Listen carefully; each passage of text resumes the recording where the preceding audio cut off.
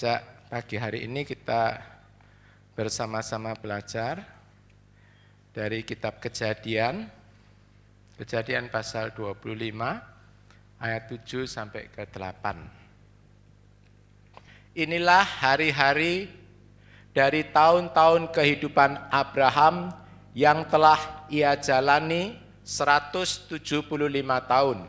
Lalu berakhirlah Abraham dan mati. Pada waktu rambutnya telah putih, sangat tua, lanjut umur, dan telah puas. Dan dia dikumpulkan kepada para leluhurnya.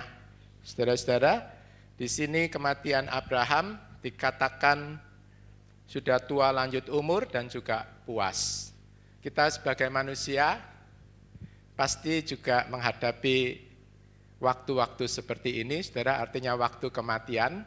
Jadi badai di dalam kehidupan itu bukan cuma yang besar-besar seperti di Paris, di Jepang, di Meksiko, saudara-saudara. Tetapi kita pribadi, lepas pribadi, pasti akan menghadapi saat-saat di mana kita harus meninggalkan dunia ini. Nah, pertanyaan yang perlu kita renungkan, apakah itu merupakan badai, atau apakah itu merupakan hari sukacita, hari yang kita harap-harapkan di dalam kehidupan ini. Nah, untuk itu kita belajar, saudara-saudara. Jadi Abraham matinya usia 175 tahun. Dikatakan rambutnya sudah putih, sangat tua, lanjut usia. Ya, ini biasa, saudara-saudara, ya tentu bagus kalau umur panjang, tapi yang luar biasa dan telah puas. Jadi ILT mengatakan dia matinya itu mati dalam keadaan puas. Nah, pertanyaan kita, nanti kalau kita mati, kira-kira kita bisa mati puas atau mati di dalam badai?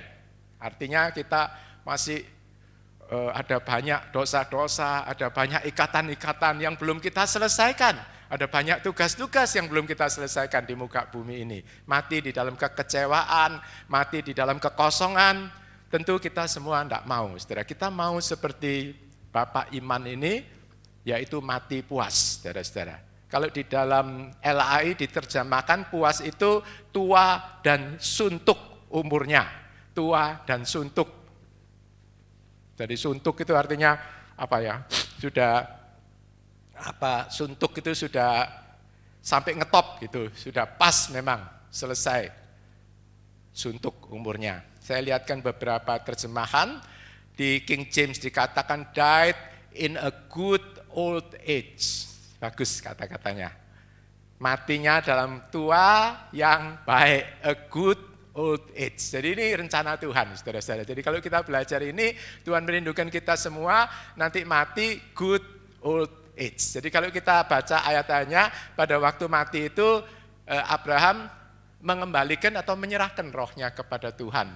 Bukan dia kesakitan, dia ketakutan, dia masih belum selesai Tuhan, jangan mati dulu. Masih dikasih napas buatan atau apa, enggak sama sekali. Dia tahu, ya sudah selesai, Tuhan tak serahkan rohku tak serahkan kembali kepadamu. Good, bagus. Jadi enggak dalam penderitaan juga, old age, full of years. Jadi hari-hari yang dijalani itu penuh. Jadi artinya penuh dengan hadirat Tuhan. Penuh dengan berkat Tuhan, penuh dengan melakukan kehendak Tuhan, saudara-saudara. Sehingga tahun-tahunnya itu penuh. Saudara, kita mesti menyadari bahwa tiap-tiap hari itu saudara dihitung, ada bukunya di hadapan Tuhan. Apakah kita melewati hari-hari yang Tuhan berikan itu dengan sia-sia? Atau dengan omelan-omelan? Atau memang kita bisa membelanjakan atau menghabiskan sehari lewat sehari itu dengan penuh? Di dalam hadirat Tuhan, di dalam kehendak Tuhan. Kita mesti belajar dan kita mesti kejar itu, saudara-saudara, karena kita hidup di dunia yang selalu akan menarik kita keluar dari rencana Tuhan.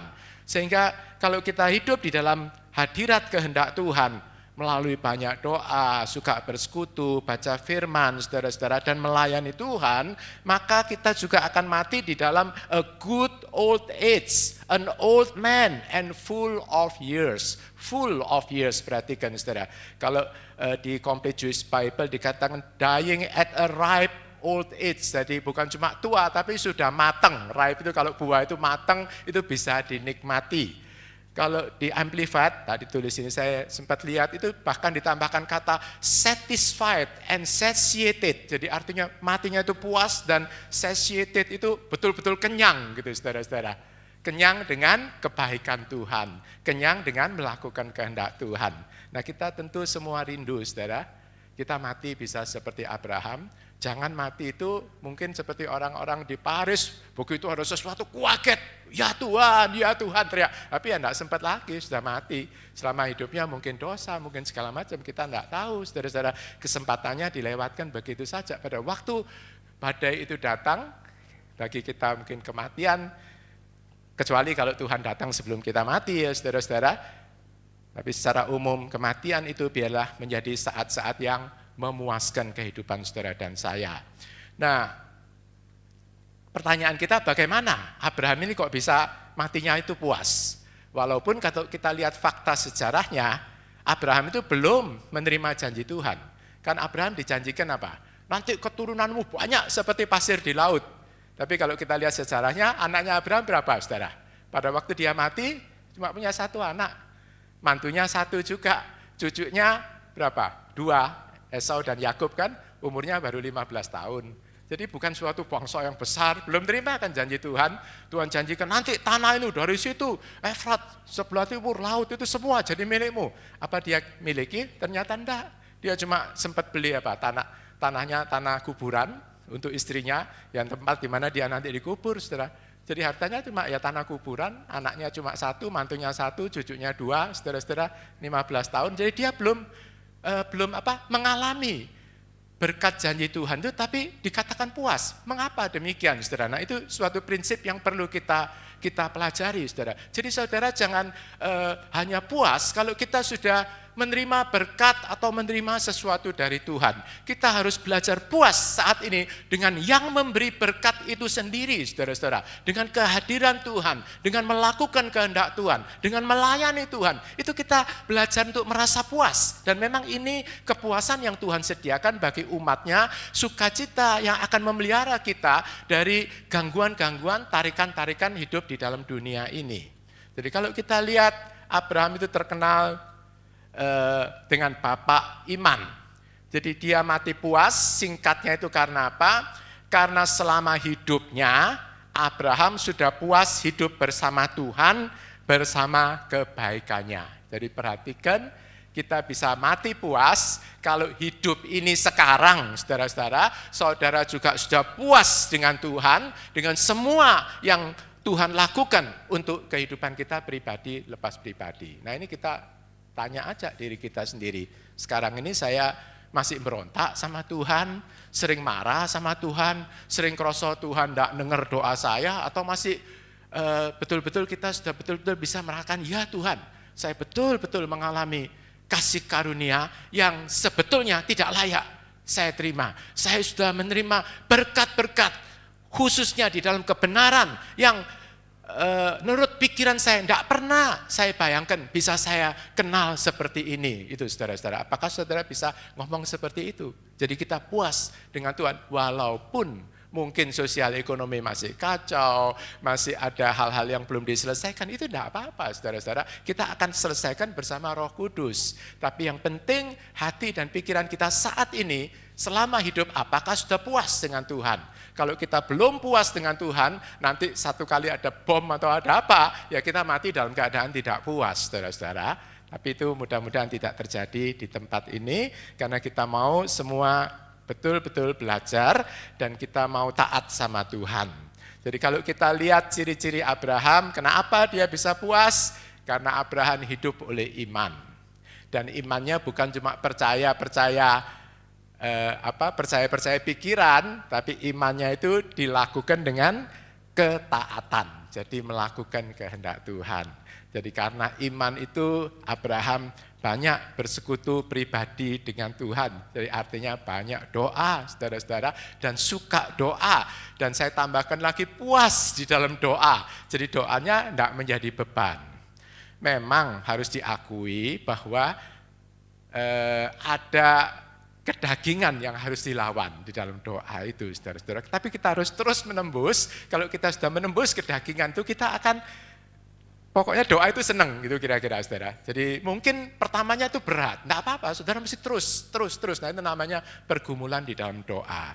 Nanti kalau saudara belum mengalami, coba ikut doa estafet, saudara-saudara, ikut doa malam. Kalau sendiri kan ngantuk, kadang sulit. Nah kita bersama-sama saudara, doa persekutuan Aquila atau Priscilla yang perempuan itu nanti terangkat saudara-saudara. Dan kita mulai merasakan, oh Tuhan itu hadir, enak gitu, lega gitu. Jadi sesuatu itu rasanya beban sih, masalah sih masih ada saudara, tapi kitanya yang diubahkan oleh Tuhan. Dan saya percaya bersama itu juga Tuhan beri hikmat, beri kekuatan, beri jalan keluar. Itu Tuhan itu luar biasa dan dia menguasai segala sesuatu saudara. Jadi kita tidak usah khawatir dan takut dan berontak-berontak atau ngomel-ngomel sama Tuhan. Cukup ucapkan syukur, baca firman, perkatakan firman Tuhan saudara. Jadi Abraham itu beriman, dia suka berdoa, suka bersekutu dengan Tuhan, persekutuan pribadi yang intim. Jadi kalau sekarang di Bukit Sion ya suka doa estafet, ikut Priscilla, ikut Aquila, ikut pendalaman Putri Sion, saudara-saudara dan seterusnya. Jadi itu kita lakukan dengan rela, dengan suka. Itu upahnya besar, saudara-saudara. Karena itu mempersiapkan kita bisa puas di bumi ini dan bisa puas nanti kalau mati. Jangan mati itu nanti sebagai badai, saudara-saudara. Sehingga di dalam hidup Abraham ini dan juga Tuhan rindukan di dalam kehidupan kita semua, kita bisa mengalami Mazmur 107 ayat 9 yang pertama. Yang kedua mengalami Ulangan pasal 33 ayat 23, yang ketiga mengalami Mazmur 90 ayat 14. Mari kita lihat satu persatu. Mazmur 107 ayat 9. Sudah saya tayangkan, saudara, kita baca bersama-sama. 1, 2, 3. Sebab dia memuaskan jiwa yang haus dan dia mengenyangkan jiwa yang lapar dengan kebaikan. Jadi Tuhan itu Tuhan yang baik, seperti Abraham yang terus haus akan Tuhan, rindu akan hadirat Tuhan selama hidup ini, di situ Tuhan akan memuaskan jiwa Abraham dan jiwa kita semua, dan dia akan mengenyangkan kita dengan kebaikan-kebaikan Tuhan. Ada amin, saudara-saudara? Ini yang Tuhan rencanakan, saudara. Jadi datang pada Tuhan itu haus dan lapar, rindu akan hadirat Tuhan, rindu akan kebenaran, rindu akan apa sih yang mau Tuhan ubahkan lagi dalam hidup saya ini, kan gitu. Saudara-saudara tanya apa yang Tuhan mau, jangan terus datang itu untuk maksa Tuhan melakukan apa yang kita mau gitu saudara-saudara. Apalagi kalau kemauan itu tidak sesuai dengan kehendak Tuhan. Jadi Tuhan senang jiwa yang haus, lapar akan Tuhan, akan kebenaran Tuhan. Inilah sikap yang harus kita miliki waktu baca Alkitab, berdoa, datang ke persekutuan, datang ke kebaktian. Sikap seperti ini yang Tuhan rindukan dan akan Tuhan jawab saudara-saudara. Nah saudara mungkin tanya, bagaimana aku ini males kok? Ya, secara daging saudara harus mendisiplinkan diri, tapi kita punya powerful kuasa yang kuat melalui apa? Yaitu melalui doa, saudara. Jadi saudara sebelum datang saudara berdoa, minta Roh Kudus memimpin, minta Roh Kudus memberikan kelegaan, minta Roh Kudus memberikan kehausan dan kelaparan itu. Nanti kita akan alami, saudara. Dan kita akan tahu, oh ternyata ini semua bukan karena aku sih yang baik, tapi karena karunia Tuhan, Roh Kudus datang, dia memberikan kehausan, dia memberikan kerinduan, semangat untuk melayani, itu semua dari dia. Dan itu karena kasih karunia, saudara-saudara. Nah, tapi tugas kita tetap harus melakukan bagian kita. Yang kedua, Abraham mengalami Ulangan 33:23b. Kita baca, 1, 2, 3. Hai Naftali, yang kenyang dengan perkenan dan yang penuh berkat Tuhan Yahweh. Jadi ini penutup dari kitab Ulangan. Naftali dan juga semua anak-anak Tuhan, Abraham itu kenyang dengan perkenanan. Kenyang dengan perkenan dan penuh berkat Tuhan. Jadi saudara-saudara, perkenan itu artinya kita itu bisa menerima sesuatu yang sebetulnya tidak layak kita terima. Kita itu sebetulnya tidak layak masuk surga, saudara-saudara. Kalau dari kedagingan, cara pikir kita yang lama, motivasi hati kita, itu semua sebetulnya tidak memenuhi syarat untuk masuk surga. Tapi Tuhan Yesus mengasihi saudara dan saya, dia mati di kayu salib, dia kucurkan darahnya, dia berikan Roh Kudusnya, saudara-saudara, dia hapus dosa kita yang mau datang dan bertobat kepada Tuhan, dan kemudian dia berikan Roh Kudus untuk mengubah kita. Hari demi hari kita diproses dan diubah supaya kita itu bisa seperti gambarnya tujuan akhirnya. Tapi di dalam proses ini saudara-saudara itu Tuhan berikan perkenanan demi perkenanan. Jadi sesuatu yang sebetulnya tidak layak kita terima, tapi Tuhan beri sebagai hadiah, itu perkenanan. Tapi jangan lupa Tuhan melihat respons atau jawaban kita terhadap apa yang Tuhan sudah lakukan. Jadi kalau Tuhan memberikan kasih karunia, dia lihat, hari ini kayak apa sih? Mau betul-betul bertobat apa enggak? Sudah sekarang tak kasih kesempatan untuk melayani, ini perkenanan, ini kasih karunia. Tak lihat sih, apakah dia mau betul-betul melayani aku, mau betul-betul sungguh-sungguh menyembah, mau betul-betul datang ke gereja itu dengan haus atau enggak. Itu semua dilihat oleh Tuhan, saudara-saudara, dan itu semua yang akan menentukan hasil akhir daripada kehidupan kita, puas atau tidak puas di muka bumi ini. Jadi itu perkenan Abraham peroleh karena iman.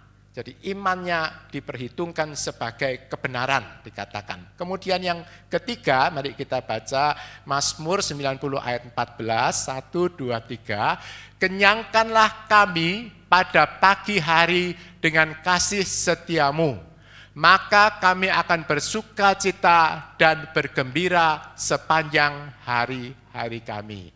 Sekali lagi saudara, kenyangkanlah kami pada pagi hari dengan kasih setiamu, maka kami akan bersuka cita dan bergembira sepanjang hari-hari kami. Jadi kita lihat ayat ini mengajarkan setiap pagi, saudara-saudara, artinya setiap hari.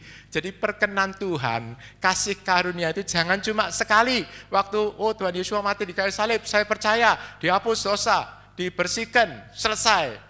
Tidak bisa, saudara. Harus itu dasar pertama kali dari orang berdosa pindah ke dalam terangnya yang ajaib. Tapi kemudian tiap-tiap hari Abraham ini bergaul erat dengan Tuhan. Tiap-tiap hari Abraham ini rajin berdoa, saudara-saudara. Kalau sekarang kita baca Alkitab, kita berdoa, kita nyembah. Tiap-tiap hari, saudara-saudara, bergaul erat dengan Tuhan sehingga bisa dia dikenyangkan tiap pagi itu dengan kasih setia Tuhan. Kemudian dia lewati hari demi hari itu dengan sukacita dan kegembiraan yang daripada Tuhan. Nah kalau tiap hari dilewati seperti ini saudara, pada saat kita mati, ya matinya puas saudara-saudara. Mati di dalam sukacita dan kegembiraan dari Tuhan. Karena paginya kita bersekutu, dikenyangkan dengan kasih setia Tuhan, saudara-saudara. Jadi mati pagi kayak mati siang, mati malam, sudah siap, saudara-saudara, penuh dengan kasih karunia. Jadi ini biarlah menyadarkan kita akan satu hal, satu kebenaran. Jadi mati bisa puas atau tidak puas, itu bukan takdir loh, saudara-saudara. Tapi mati bisa puas, bisa suntuk, atau saya sebut full age seperti Abraham itu adalah pilihan saudara dan saya. Bukan takdir yang tidak bisa kita kuasai. Nah ini banyak orang yang tidak mau menghadapi. Dia bilang ya sudah memang nasibku seperti itu. Nasibku sakit, nasibku menerima bencana, nasibku seperti ini. Bukan seperti itu saudara-saudara. Tuhan menghendaki semua orang diselamatkan. Tuhan menghendaki semua orang bisa diberkati kesehatan roh, jiwa dan tubuh dan sosial ekonominya. Tuhan menghendaki semua orang diselamatkan. Tapi apakah kita mengalami, itu tentu tergantung dari respons kita masing-masing, saudara-saudara. Karena itu saya percaya belajar firman Tuhan dan melakukan firman Tuhan itu adalah suatu berkat yang terbesar di dalam kehidupan kita hari demi hari, saudara. Nah sekarang kita lanjutkan pelajarannya. Full age atau mati suntuk atau mati puas itu Tidak sama dengan panjang umur, saudara-saudara. Karena apa? Full age itu artinya mati setelah kita menyelesaikan semua tugas panggilan kita yang Tuhan tentukan selama kita hidup di muka bumi ini. Jadi saudara perlu sadar, tiap-tiap saudara ini punya tugas, punya panggilan, punya, saya sebut itu hak istimewa saudara masing-masing, di mana saya tidak bisa menggantikan, saudara-saudara. Ada kekhususan sendiri-sendiri, dan itu harus saudara lakukan di hadapan Tuhan, bukan di hadapan manusia. Jadi jangan mati sebelum rentang umur yang telah Tuhan tentukan. Jadi dari sini kita harus sadar bahwa tidak semua orang yang mati itu mati karena kehendak Tuhan. Ada banyak orang mati itu yang mati sebelum waktunya, saudara saya. Jadi contohnya kalau orang minum minuman keras, mabuk-mabukan, kemudian naik sepeda motor, kemudian tertabrak mati, saudara, saya percaya itu mati sebelum waktunya, saudara-saudara. Jadi dia mati di dalam badai kehidupan. Full age tidak selalu sama dengan panjang umur. Bagi Musa 120 tahun, bagi Yosua kalau saya tidak salah 110 apa 117 tahun. Bagi Tuhan Yesua cuma 33,5 tahun, pendek, tapi sudah genap. Jadi waktu Tuhan mati di kayu salib, Tuhan katakan apa? Sudah selesai, sudah selesai. Nah, Bapak di surga merindukan kita semua, pada waktu kita mati, menghembuskan nafas itu kita bisa ngomong, sudah selesai Bapak, kepadamu kuserahkan rohku. Gitu, saudara. Jadi jangan mati dalam ketakutan, mati masih ada ikatan, masih ada dosa-dosa yang belum diampuni, masih ada utang-utang yang belum dibayar, saudara-saudara. Payah, saudara, kalau mati dalam keadaan utang-utang yang belum dibayar. Itu semua harus diselesaikan terlebih dahulu, karena itu akan menggandoli kita untuk masuk di dalam kerajaan surga, saudara-saudara. Jadi kita rindu semua mati full age, terserahlah usianya Tuhan tentukan berapa. Pokoknya dari Tuhan 70 ya 70, 50 ya 50, tapi full age yang penting. Mati dalam kehendak Tuhan, mati dalam hadirat Tuhan. Jadi kalau contohnya yang full age itu Abraham, anaknya namanya Ishak, dan Ishak punya anak Yakub, semua matinya full age, saudara-saudara. Jadi mati itu digambarkan seperti balon yang terbang ini, saudara-saudara. Rohnya diserahkan kembali kepada Bapa di surga. Saya ada kuis untuk jemaat. Dari Abraham, Ishak, dan Yakub, yang matinya usianya paling panjang itu siapa kira-kira ya, saudara?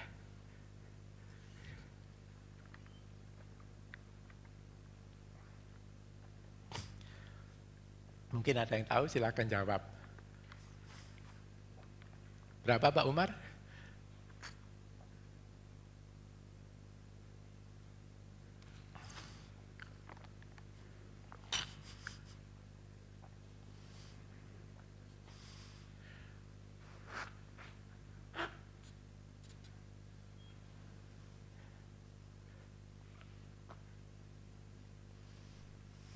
Berapa Bu Wir? Ternyata kalau kita lihat berapa? Siapa yang paling panjang ayo?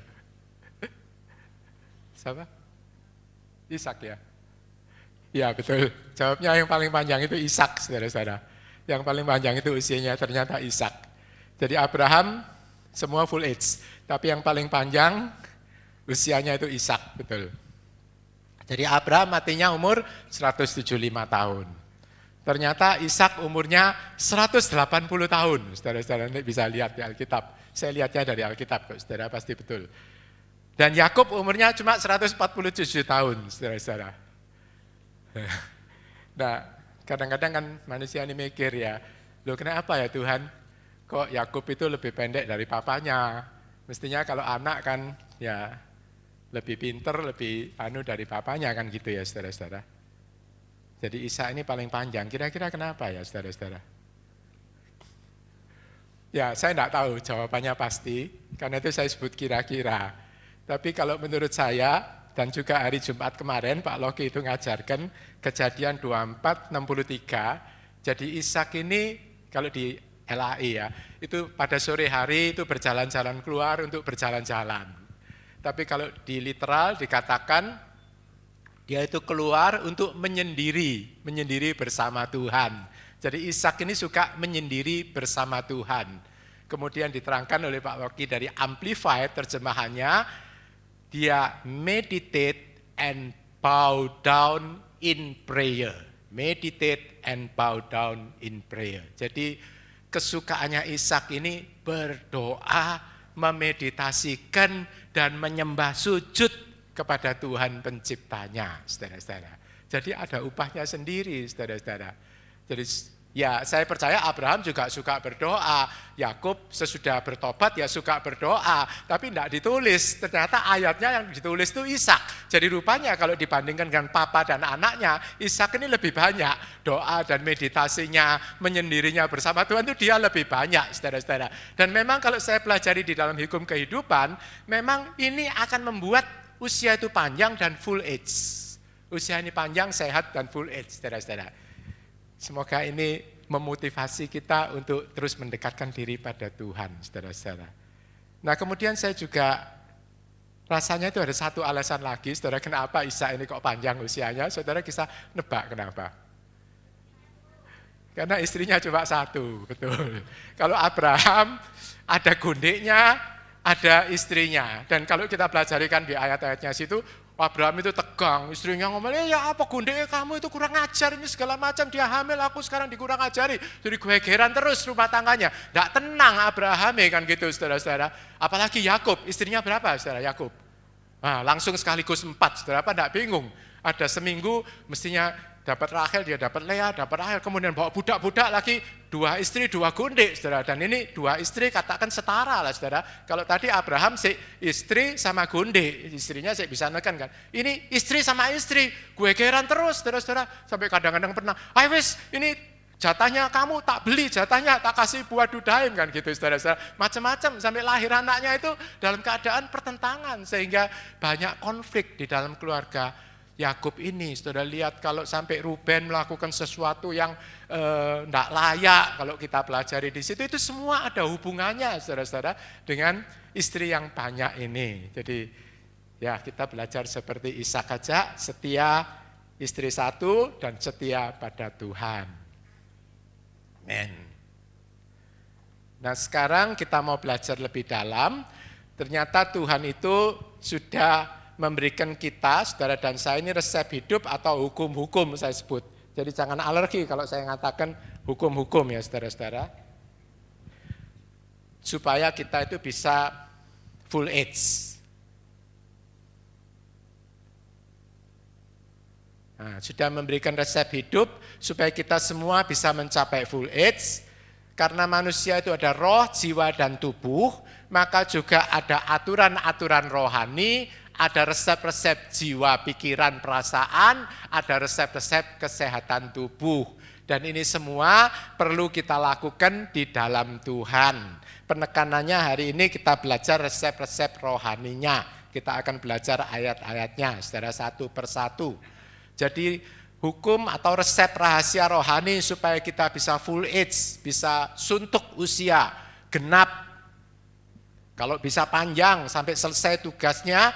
Yang pertama namanya hukum takut akan Tuhan Yahweh.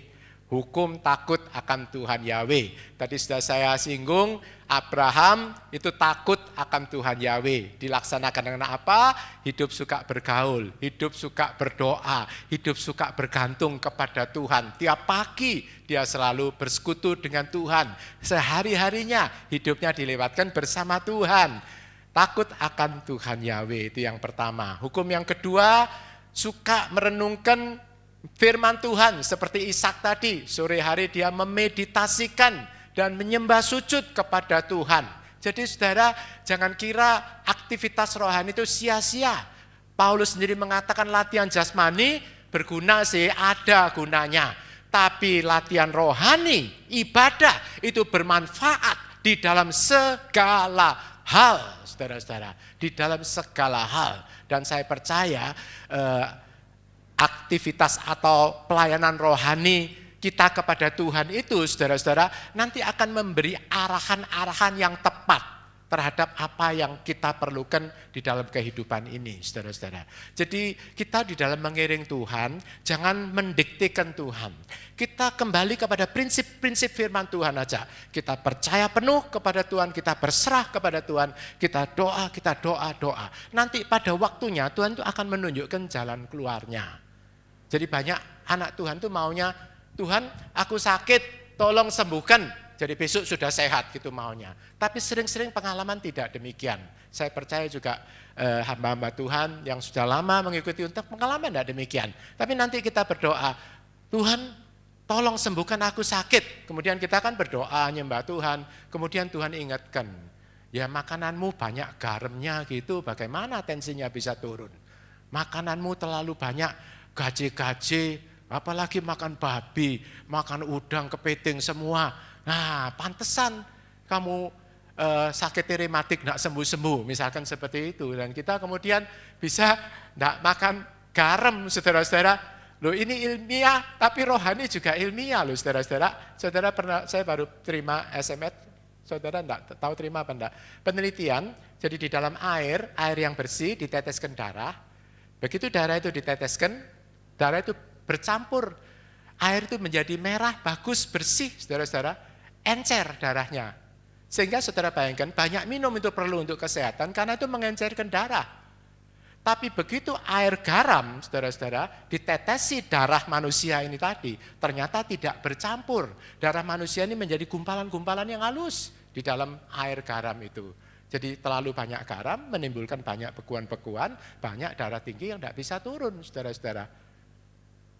Nah, seperti itulah Tuhan menghendaki kita sehat. Jadi jangan mau seperti kita, Tuhan, aku mau sehat. Kita makan semaunya, kita melanggar firman Tuhan, kita tidak tertib hidupnya. Kemudian kita minta Tuhan sembuhkan. Biasanya tidak bisa seperti itu.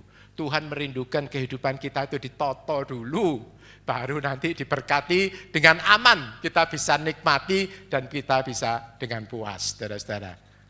Ada banyak anak-anak Tuhan dulu, ekonominya itu mungkin pas-pasan, makannya itu masih sedikit, tapi begitu diberkati keuangan, wah makannya amburadul, jadi gemuk, segala macam penyakit datang, saudara-saudara. Tidak perlu seperti itu. Kalau kita di dalam Tuhan, kita puas dengan Tuhan, di dalam makan makanan sehat, jumlah yang cukup, itu sudah puas, ya puas, tidak berlebihan gitu, saudara-saudara. Banyaknya orang kalau sudah kena lemak-lemak dan apa yang gurih, goreng-gorengan, itu wah mau terus tambah aja, saudara-saudara. Kacang, misalnya suka kacang, itu terus aja tidak habis-habis. Apalagi kalau nonton TV, nonton segala macam, tidak kerasa. Satu botol habis, saudara-saudara. Itu menyebabkan darah itu kental. Dan kemudian pusing, kemudian kalau yang bahaya bisa stroke dan lain-lain. Yang ketiga namanya hukum kuasa lidah. Yang keempat namanya hukum berdoa dalam bahasa lidah. Dan yang kelima jangan lupa hukum mengkonsumsi makanan sesuai Alkitab, yaitu di dalam Imamat pasal 11. Nah mari kita pelajari ayat-ayatnya, kita baca sama-sama saudara-saudara sambil dimasukkan di dalam hati pikiran kita. Hukum takut akan Tuhan. Itu Amsal 10 ayat 27, 1, 2, 3. Takut akan Tuhan Yahweh memperpanjang umur, tetapi tahun-tahun orang fasik akan dipersingkat. Nah, kita sudah sering kan diajar oleh Pak Loki apa artinya orang fasik, bukan orang kafir. Orang fasik itu orang yang tahu kebenaran firman Tuhan tapi tidak mau melakukan. Di sini dikatakan umurnya itu diperpendek sama Tuhan. Jadi saudara-saudara, sekali lagi dari ayat ini biarlah kita menyadari bahwa umur manusia itu bisa diolor oleh Tuhan, bisa dipotong oleh Tuhan. Jadi tidak harga mati, saudara-saudara. Tadi saya mengatakan bahwa matinya dalam keadaan puas, dalam keadaan sehat, dalam keadaan baik, atau dalam keadaan badai pergumulan, itu adalah pilihan kita. Sekarang ini kita belajar lebih dalam lagi, bahkan umurnya, saudara-saudara, bisa diperpanjang oleh Tuhan. Tidak harga mati, saudara-saudara. Jadi takut akan Tuhan Yahweh memperpanjang umur. Jadi ini hukum rohani yang penting, saudara-saudara. Satu lagi ayatnya, Amsal 19 ayat 23. 1, 2, 3. Takut akan Tuhan Yahweh mendatangkan kehidupan sehingga seseorang akan puas tinggal tanpa dilanda yang jahat. Jadi Tuhan tidak hanya memberikan umur yang panjang kepada kita semua yang takut akan Tuhan Bapa di surga, Bapa Yahweh dan Tuhan Yeshua, tetapi juga Tuhan akan mendatangkan kehidupan, artinya apa? Mendatangkan kebaikan sehingga orang itu puas tinggal tanpa dilanda yang jahat, tanpa dilanda termasuk sakit penyakit lah. Saya katakan kalau itu yang jahat, saudara-saudara. Jadi kalau Tuhan memberikan umur panjang bukan untuk sakit penyakit, dikuasai sakit penyakit macam-macam, saudara-saudara, tapi supaya kita bisa hidup itu dengan bersyukur kepada Tuhan, hidup itu dengan puas, dengan senang melayani Tuhan, bisa menggunakan waktu-waktu itu sepenuhnya tenaga untuk melayani Tuhan, dan kita tinggal di dalam sukacita daripada Tuhan, melalui ketaatan kita berdoa, melayani, baca firman Tuhan, itu semua kerinduan Tuhan, saudara-saudara. Jadi panjang umur untuk apa kalau memang sakit-sakitan dan enggak mati-mati gitu, saudara. Saya waktu di Kalimantan itu kan melayani banyak orang yang pakai jimat-jimat. Saya sering diundang itu datang kalau ke rumahnya yang kaya itu diundang naik speedboat, saudara-saudara. Kalau yang enggak mampu ya saya jalan kaki atau naik kapal dayung sendiri di sungai di situ di Kalimantan situ, saudara. Saya tahu punya pasien yang kaya sekali, anaknya itu kaya sekali, speedboatnya banyak, mobilnya mewah-mewah, saudara. Tapi orang tuanya itu sakit-sakitan, kurus dan tidak mati-mati, saudara-saudara. Kering kerontang gitu terus sering saya kunjungi. Jadi orang-orang sekitarnya itu mengatakan karena ada apa? Pegangannya, saudara, ada pegangannya. Jadi mungkin dia dulu minta ilmu pesugihan, minta segala macam, saudara-saudara, sehingga umurnya panjang tapi tidak mati-mati, menderita, saudara-saudara. Jangan seperti itu. Yang ada pegangan-pegangan, ya pasti di sini tidak ada ya, saudara. Tapi kalau pernah ada, cepat kita lepaskan, karena itu akan mencelakakan kehidupan kita, menghalangi berkat Tuhan Yahweh datang akan atas kita. Kita belajar takut akan Tuhan Yahweh, umur diolor, kemudian dikasih yang baik sama Tuhan. Dijauhkan dari segala yang jahat, dari malapetaka, dari badai kehidupan. Hukum kedua, hukum merenungkan firman Tuhan. Amsal 4 ayat 22 mengatakan 1, 2, 3, sebab itu adalah kehidupan bagi mereka yang menemukannya dan kesembuhan bagi seluruh tubuhnya. Kesembuhan termasuk kesehatan bagi seluruh tubuhnya. Yang penting adalah ayat sebelumnya, ayat 20 dan 21 itu mengatakan seperti ini, saudara. Hai anakku, perhatikanlah perkataanku. Itu kata Tuhan. Jadi perhatikanlah firmanku. Arahkanlah telingamu kepada ucapanku. Jadi kalau dengar khotbah, dengar pelajaran firman Tuhan, itu hati, pikiran diarahkan ke situ, jangan ke lain-lain. Janganlah itu menjauh dari matamu, tapi simpanlah itu di dalam lubuk hatimu. Maka itu adalah kehidupan bagi engkau yang menemukannya, yang mendapatkannya, dan itu adalah kesembuhan dan kesehatan bagi seluruh tubuhku, bagi seluruh tubuh kita. Jadi bagaimana bisa sehat? Jawabnya, belajar firman Tuhan sungguh-sungguh, arahkan pada perkataan Tuhan, telinga mendengar ucapan Tuhan, memperhatikan. Jadi memperhatikan firman Tuhan. Kalau bisa ya kemudian memeditasikan itu artinya gampangnya itu ngapalkan, saudara-saudara. Jadi memeditasikan firman itu apalkan aja firman ini. Terus diperkatakan itu dihafalkan. Itu memeditasikan firman. Lama-lama kan firman itu masuk. Saudara-saudara. Dan kemudian firman itu akan keluar. Kalau ada masalah-masalah, firman itu akan keluar sebagai pedang roh, akan mengalahkan masalah kehidupan kita. Kemudian firman yang masuk akan memberikan hikmat kepada kita. Memberikan cara pikir yang longgar, yang luas. Cara pilih yang baik. Kalau ibu-ibu juga ke supermarket, enggak semua dibeli tapi bisa milih ya sesuatu yang berguna. Makanan yang sehat mana, makanan yang banyak pengawetnya yang mana, yang enak-enak, menarik tapi banyak pengawet, banyak racun-racun, jangan dibeli, saudara-saudara. Beli yang sehat-sehat, yang seger-seger, yang baik untuk tubuh kita. Dan kemudian belajar masak yang enak, supaya suaminya juga senang, saudara-saudara. Saya selalu nasihati orang itu kalau makan beras merah, selalu ngomong, wah enggak enak, sepos, segala macam. Tapi waktu saya ikuti seminar ternyata kalau ibu-ibunya pinter masaknya, jadi airnya itu mesti lebih banyak, kadang direndam dulu, kemudian dikasih pandan atau segala macam, saudara. Ternyata rasanya itu jauh enak, lebih enak katanya, saudara-saudara. Nah, kita mesti punya juga seni supaya membuat segala sesuatu yang sehat itu jadi enak. Jangan segala sesuatu sehat, oh mesti tidak enak. Kalau ikut Tuhan, mesti tidak enak. Kalau melayani Tuhan, mesti berkorban. Seperti lilin, mesti akhirnya mati. Tidak, saudara-saudara. Melayani Tuhan itu enak. Melayani Tuhan itu berkat. Melayani Tuhan itu diberi kekuatan, diberi upah sama Tuhan yang jauh lebih banyak daripada kalau dunia memberikan upah kepada kita. Kan gitu, saudara-saudara. Jadi, renungkan firman Tuhan sungguh-sungguh, lakukan. Jadi itu akan sehat sembuh. Ini hukum rohani yang kedua. Hukum rohani yang ketiga, hukum kuasa lidah. Jadi kita mesti ingat betul bahwa apa yang kita ucapkan itu ada kuasanya. Apalagi sesudah kita lahir baru penuh Roh Kudus. Jangan sampai mengeluarkan kata-kata kutuk, kata-kata menghakimi atau menghukum keluarga kita atau hamba Tuhan atau siapa saja, saudara-saudara. Bahkan musuh kita tidak perlu kita ucapkan kata-kata kutuk yang menghukum. Ayo kita baca Amsal 18:21, mati dan hidup ada dalam kuasa lidah, dan orang yang mencintainya akan memakan buahnya. Mati dan hidup ada dalam kuasa lidah, dan orang yang suka menggemakannya, suka memperkatakannya akan memakan buahnya. Kalau LAI ngomongnya seperti itu, saudara-saudara. Jadi mati hidup dalam kuasa lidah.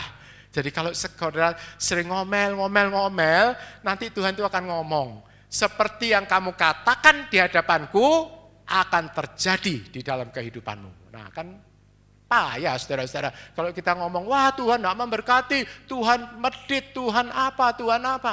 Seperti yang kau katakan di hadapanku, akan aku katakan. Karena itu kita mesti belajar katakan, puji Tuhan. Tuhan adalah Tuhan yang murah hati, Tuhan yang memberi berkat yang berlimpah-limpah. Tuhan yang berkasih karunia, memberikan kepada saya upah, segala sesuatu yang baik, yang sebetulnya tidak layak saya terima. Hanya karena sedikit melayani Tuhan, Tuhan berikan upah yang berlimpah-limpah, Tuhan bukakan jalan kehidupan. Kita mesti ngomong gitu, saudara-saudara. Nanti memang itu kebenaran firman kan, saudara. Jadi kita ngomong itu bukan ngarang-ngarang, bukan jilat Tuhan, bukan. Kita ngatakan itu kebenaran firman Tuhan, dan itu akan terjadi, saudara-saudara. Karena Tuhan adalah firman, ada Roh Kudus akan membuat firman itu berkuasa. Kuasa namanya kuasa mencipta, saudara-saudara. Memang kita tidak menciptakan dunia dan segala isinya, tapi paling tidak kita bisa menciptakan damai sejahtera, bisa menciptakan nasib yang baik, bisa menciptakan tadi mati dalam keadaan puas di dalam kehidupan kita di muka bumi. Itu ada dalam kuasa saudara, ada dalam kuasa lidah kita. Kemudian yang keempat, hukum berdoa dalam bahasa lidah. Mari kita baca 1 Korintus 14 ayat 4a dan 5a, 1, 2, 3. Yang berbicara dalam bahasa lidah, dia sedang membangun dirinya sendiri, dan aku ingin kamu semua berbicara dengan bahasa lidah. Paulus sendiri juga mengatakan, aku berbicara dalam bahasa lidah lebih daripada kamu semua. Paulus itu kerjaannya berat, saudara, tapi dia tidak pernah sakit, saudara-saudara. Dia rajin berbahasa lidah, karena berbahasa lidah ini dia katakan itu berdoa kepada Bapa di surga. Dan bahasa lidah ini ada istilahnya kode-kode rahasia atau apa. Kalau kita doa biasa, setan itu bisa ngerti. Jadi kalau dengan bahasa lidah setan tidak ngerti, katanya seperti itu, saudara-saudara. Jadi itu berdoa langsung kepada Bapa. Dalam waktu berdoa dalam bahasa lidah kita membangun roh, jiwa, tubuh kita. Jadi membuat kita membantu untuk menolong full age. Dan kemudian yang terakhir, hukum rohaninya jangan lupa kita perlu mentaati firman Tuhan di dalam Imamat pasal 11. Nah, nanti lain kali kita akan bahas lebih dalam, karena ini banyak salah pengertiannya orang Kristen. Jadi kita baca ayatnya, saudara-saudara, di dalam Ulangan 30 ayat 20a, Tuhan itu menasihatkan 1, 2, 3 untuk mengasihi Tuhan Yahweh Elohimmu dengan mendengarkan kepada suaranya dan dengan bergantung kepadanya, karena dialah kehidupanmu dan panjang umurmu. Jadi artinya kalau kita mengasihi Tuhan Bapak Yahweh, Tuhan Yeshua, Caranya mengasihi yaitu mendengarkan firman Tuhan, mendengarkan suaranya dalam firman-Nya, dan bergantung, berpaut hati kita kepadanya, dia akan memberikan full age tadi, saudara-saudara. Termasuk makanan khususnya di dalam Imamat pasal 11. Itu mengatur tentang makanan, saudara-saudara. Nah, ini kemudian hukum jiwani saya lengkapi, yaitu hukum jangan takut, saudara-saudara. Orang yang takut, tegang, cemas, segala macam, itu sumbernya penyakit mah, darah tinggi, sakit kepala, juga sakit kanker, gampang menyerang orang yang takut. Yang kedua, hukum bersuka cita senantiasa di dalam Tuhan. Seperti Abraham di dalam Mazmur tadi, dia pagi dia penuh dengan kasih setia Tuhan. Sehingga sepanjang hari dia bisa bersuka cita di dalam Tuhan. Bisa hidup bersama Tuhan terus menerus. Dan saya tambahkan lagi hukum jasmani. Nah, hari ini kita tidak menekankan di sini, saudara. Pada hari Sabat kita belajar lebih mendalam tentang hal ini. Mungkin lain kali kalau sempat sesi berikutnya. Hukum makanan sehat ini sangat penting. Hukum cukup istirahat, jadi makan sehat dan cukup air ya saudara-saudara. Hukum cukup istirahat juga penting karena istirahat ini memberi kesempatan hormon kita bekerja mereparasi sel-sel tubuh yang rusak, meremajakan kembali sel-sel tubuh kita, saudara-saudara. Kemudian ada hukum gerak fisik, kita perlu bergerak tertentu. Salah satu gerakan yang saya ingat sangat efektif untuk melawan penuaan yang dini yaitu ini, saudara, gerakan squat. Jadi 10 kali aja gini, tapi badannya lurus, jangan bungkuk gini, saudara-saudara. Mesti tetap lurus kalau tegak itu. Jadi kan berat gitu. Itu merangsang hormon pertumbuhan. Hormon pertumbuhan akan meremajakan sel-sel tubuh kita supaya tidak cepat tua, saudara-saudara. Kalau gerak, ada yang tanya, jalan bagaimana? Jalan itu baik, karena jalan gerakan yang cepat itu merangsang supaya insulinnya tidak naik. Kalau insulin itu naik, itu gampang gemuk, gampang juga macam-macam penyakit. Jadi insulin itu mesti ditekan rendah, caranya itu dengan gerak yang cepat itu tadi. Jadi mesti diseimbangkan. Jadi intinya gerak fisik ini menolong kita tetap sehat. Tuhan memberikan kita ratusan sendi supaya kita bergerak dan lentur, jangan kaku-kaku semua. Kemudian hukum puasa dan detoksifikasi. Kita perlu membersihkan tubuh kita dengan banyak minum, waktu-waktu perlu jus buah atau apa. Juga hukum lingkungan sehat, higiene sanitasi, udara yang bersih, minuman bersih, lingkungan yang kalau bisa bebas polusi. Jadi kalau banyak polusi bagaimana ya, pakai masker gitu aja. Sekarang kita hidup di lingkungan yang makin hari makin sulit, saudara-saudara, kita perlu sadari itu. Jadi kita mesti hati-hati.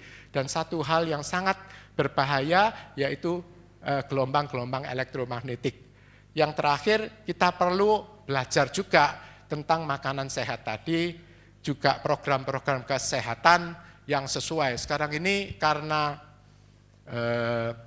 dunia ini demikian berat lingkungannya, demikian tidak bersih lingkungannya, sehingga orang gampang sekali sakit, saudara-saudara. Pabrik-pabrik obat juga membuat alat-alat atau obat-obat, vitamin-vitamin penangkalnya. Jadi itu ada multivitamin, ada antioksidan, ada suplemen, ada fitofarmaka. Fitofarmaka itu artinya zat-zat dari tumbuh-tumbuhan tapi diolah seperti obat. Jadi artinya tidak cuma ditumbuk kemudian dimakan. Kalau daun-daun itu ditumbuk kemudian dimakan, itu kadang-kadang jamur-jamur yang tidak perlu atau yang membuat penyakit itu ikut kemakan, saudara-saudara. Juga pemberian hormon-hormon, juga tentang stem cell, meremajakan tubuh kita melalui merangsang stem cell dan lain-lain. Sekarang banyak programnya perlu kita ikuti dan yang paling perlu kita pilih dengan bijaksana, saudara-saudara. Kalau tidak bijaksana, tidak menjadi berkat, saudara. Khususnya tentang gelombang elektromagnetik kita mesti hati-hati, khususnya anak-anak muda, apalagi kalau belum 5 tahun, dikasih mainan, pakai HP, itu sangat-sangat merugikan kesehatan kita. Jadi sekarang kan orang biasanya pakai tab, pakai HP, kemudian ini pakai smart clock, jadi jam yang bisa untuk telepon juga, ini foto, ini video, saudara-saudara semua menghasilkan gelombang-gelombang elektromagnetik, dan ternyata gelombang ini sangat merugikan kesehatan. Ada penelitian orang tumbuh-tumbuhan seperti ini, kalau ditaruh di dalam lingkungan wifi, saudara, biasanya cepat mati. Kalau ditaruh lingkungan udara sehat, dia tetap segar. Ada penelitian juga BlackBerry, tapi yang kuno itu saudara-saudara, 2, kan kekuatannya besar, tengahnya ditaruh telur. Ini dikontakkan, seperti kalau orang telepon gitu kan saudara, 30 cm gitu. Dalam waktu 30 menit telurnya jadi matang, saudara-saudara. Lah bayangkan kita telepon walaupun jauh kan punya pengaruh, khususnya untuk anak muda yang tulang kepalanya ini masih lunak. Itu sudah dibuktikan otaknya itu bisa mengkerut, saudara-saudara, kena pengaruh ini.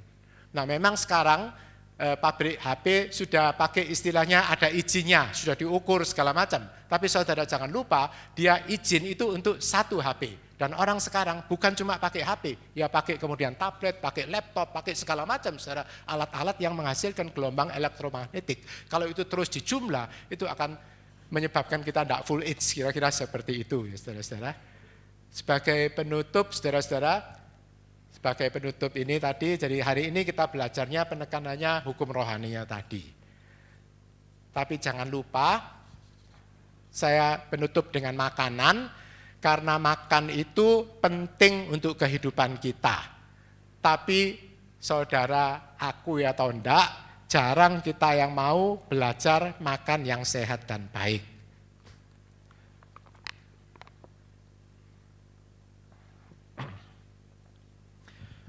Kadang-kadang saya lihat banyak orang Kristen yang sangat rohani, tetapi sama sekali neglect atau melalaikan aturan makanan.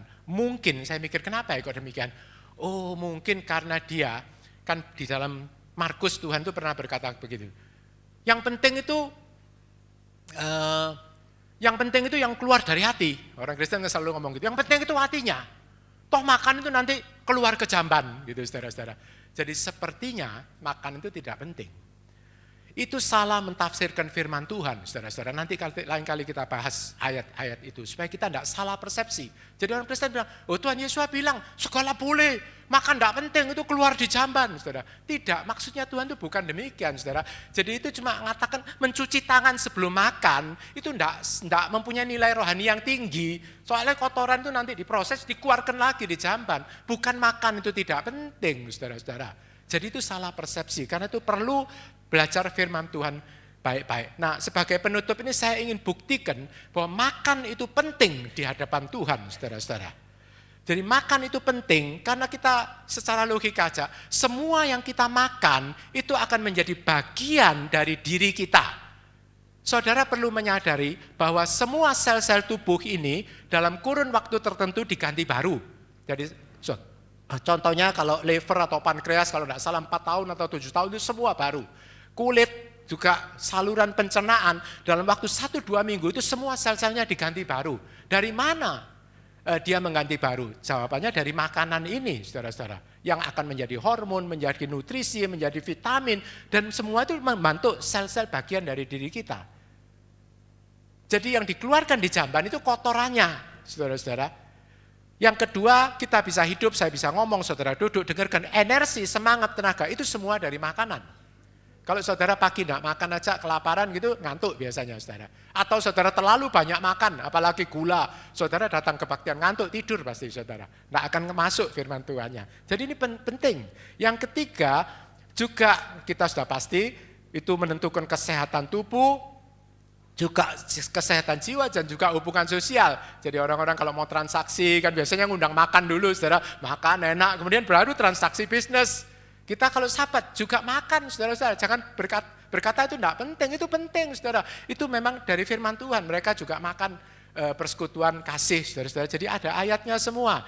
Jadi jangan ngomong tidak rohani makan itu. Juga menentukan kesehatan rohani. Ini nanti ada pelajaran khusus. Ternyata makan itu bisa membuat kita kudus atau tidak kudus di hadapan Tuhan. Jadi ini secara garis besarnya ya saudara-saudara. Saya cuma ingin menekankan bahwa Tuhan itu serius dengan apa yang saudara makan. Karena itu belajar makan dengan benar itu penting dan itu rohani. Jadi mengatur makanan itu rohani. Sekali lagi saya tekankan saudara. Saya buktikan aja ya saudara. Waktu Tuhan selesai menciptakan manusia, Dia memberkati, dia berfirman beranak cucu, kemudian Tuhan ngomong apa? Inilah yang menjadi makananmu, yaitu buah-buah, semua tanaman yang mempunyai biji, benih, dan pohon yang ada buahnya, yang ada bijinya, itu menjadi makananmu. Jadi Tuhan tuh sampai ngatur makanan kita. Kalau enggak penting ada apa Tuhan atur, semua makanan kan gitu Tuhan ngomong. Sakarepmu makan apa? Enggak, saudara-saudara. Juga Kejadian 2:17. Larangan pertama di dalam firman Tuhan adalah jangan makan. Loh saudara, mau bilang enggak rohani bagaimana? Jangan makan. Nah, manusia sekarang, apalagi orang Kristen ngomong, segala makanan boleh dimakan, kan gitu saudara. Yang penting iman, yang penting keluar dari hati gitu. Enggak saudara, Kejadian 3:1-16. Kenapa manusia kok jatuh? Karena melanggar aturan, makanan daripada Tuhan. Enggak boleh dimakan sama Hawa. Akhirnya mati, terpisah dari Tuhan. Kejatuhan manusia hubungannya dengan makanan. Sampai sekarang ini, kegagalan kita mencapai full age, itu kesalahannya dari perut dan tenggorokan kita, saudara-saudara. Itu kita mesti akui. Termasuk saya, saudara. Kalau kadang sudah gurih itu enggak bisa berhenti. Memang enggak tahu kenapa, memang gitu. Jadi ya kita belajar, tapi saya selalu kalau habis khotbah ini minta upah sama Tuhan. Tuhan beri kasih karunia supaya bisa menguasai lidah dan mulut ini, kan gitu. Saudara-saudara minta sama Tuhan upah, saudara-saudara dengar firman beri kasih karunia. Jadi kita tahu sampai makan pun itu saudara, kalau enggak dikasih karunia bisa bablas-bablas itu istilahnya. Kemudian saudara ingat pada waktu Tuhan Yesus bangkit dari kematian, kan murid-muridnya sudah ragu-ragu, takut semua kan betul. Wah, kita nangkep ikan lagi, teman-teman. Iya, nangkep ikan. Kemudian mereka tidak dapat apa-apa kan. Tuhan Yesus berdiri di tepi pantai. Tuhan ngomong apa? Saudara ingat? Apa Tuhan marah? Petrus, kamu kok tidak mau berdoa? Kamu kok tidak mau menantikan janji Tuhan segala macam? Enggak, saudara. Tuhan ngomong apa? Hai anak-anakku, adakah lauk pauk padamu? Adakah makanan padamu? Nah, saudara bilang penting apa tidak penting?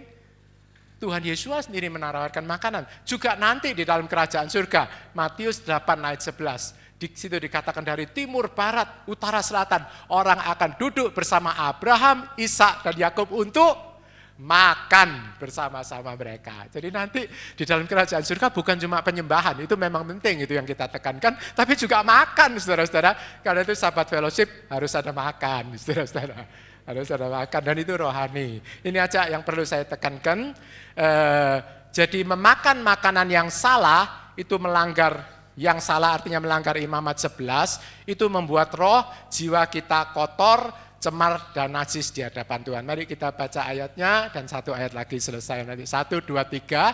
Biarlah kamu tidak mengotori jiwamu dengan segala yang berkeriapan, yang mengeriap, dan kamu tidak membuat dirimu cemar dengannya, dan dirimu tidak dinajiskan olehnya. Ini aturan makanan di dalam Imamat 11, ternyata bisa mengotori jiwa kita, bisa membuat kita cemar, dan bisa membuat kita najis. Nah ini suatu kebenaran yang cukup keras untuk kita semua, saudara-saudara. Jadi kita sering menyadari, makanan tidak penting, semua masuk jamban. Ternyata tidak, saudara-saudara. Saudara bisa kudus atau tidak, juga dipengaruhi faktor makanan yang kita makan. Sebaliknya kalau mematuhi Imamat 11 itu merupakan salah satu aspek, bukan satu-satunya ya saudara, salah satu dari begitu banyak cara untuk menguduskan diri di hadapan Tuhan. Mari kita baca ayatnya sebagai penutup.